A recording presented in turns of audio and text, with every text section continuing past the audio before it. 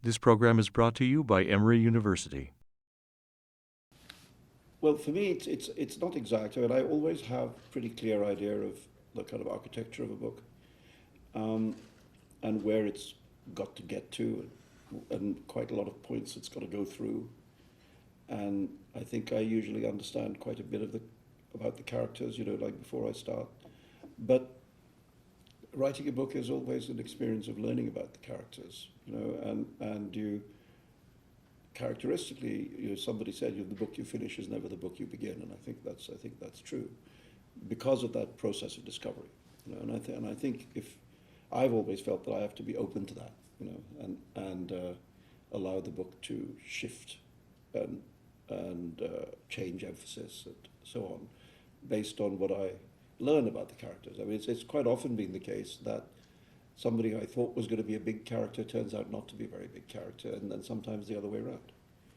I mean, one of the big examples of this was when I wrote The Ground Beneath Her Feet, because I had thought that the opening, what is now the first half of the novel, the sort of India part of the novel, I had thought it would be much shorter. I thought it would be like 50, 60 pages, because it's a novel about people leaving. It's a novel about the dream of leaving, and I thought they'd leave, quite soon, and then it just began, that world, the world that they came from, just seemed to me to have great richness, and I just wanted to go on writing about it, and also I felt that if you don't make the world they leave fully live, then the act of leaving has no affect. It doesn't touch you, or it doesn't affect you.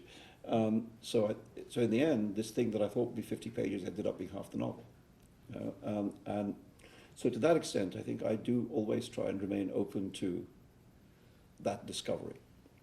And again, it varies from book to book. I mean, when I wrote Shalimar the Clown, for instance, I mean, I was very clear that I had these four characters, two male and two female characters, who seemed to me to be, I mean, I was very interested in them, and they seemed very engaging to me. And in the end, I thought, I'm just going to sit down every day and listen to them and tell me what they need. And the way in which the book took shape, was really based on that act of, if you like, of listening, sort of creative listening.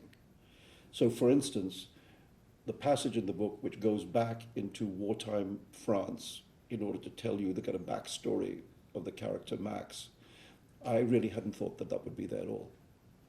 And then it seemed that I needed it for him in order that people should understand who he is. And so then I had to go and find out a lot about, about occupied France and the resistance and so on and so on. And sometimes research gives you fantastic gifts, because I knew that he had to escape, he had to escape the Nazis, so on.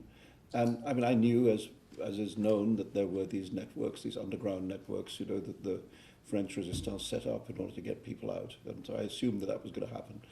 And then I found something much more interesting, which is that just near Strasbourg, where it was set, is a village where there was the old Bugatti factory, with the Bugatti motor cars.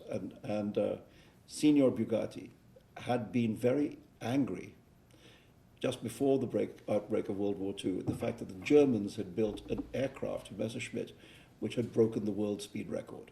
He disapproved of the fact that the Germans had the world speed record. So he built a plane in order to break the German record. Right? And he built this little plane, which is called the Bugatti Racer. And it never flew, because the war started and France fell and so on. But he managed to conceal this plane throughout the war. The Nazis never got their hands on it. He hid it. And now, actually, it's in Oshkosh, Wisconsin, where there's an old aircraft museum, and it's ended up there. It never flew, ever, but the general view is that had it flown, it would have been faster. It would have broken the record. Anyway, I thought, here's this plane, and it's hidden, and this guy's trying to escape. Wouldn't it be great if I could make the thing happen that never happened? This plane that never flew, I can let it fly. And so that was just a discovery, and so, but I thought was more entertaining than what I originally had, which was the kind of underground network and so on, which is more realistic, but this was more fun. The preceding program is copyrighted by Emory University.